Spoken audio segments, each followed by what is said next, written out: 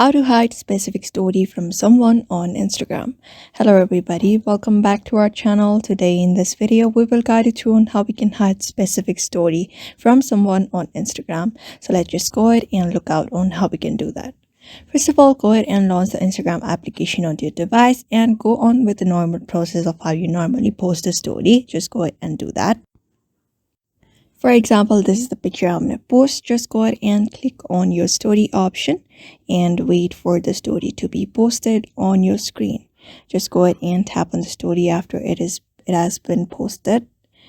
It may take a few seconds, and after that you can tap on the three dot at the bottom right corner and you can find this option called go to story settings at the second last option. Just go ahead and tap on it.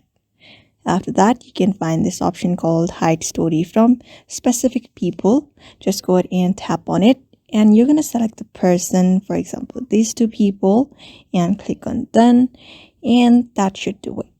This is one of the methods you can use. Otherwise, you can use the close story option that will only let specific people know about your story.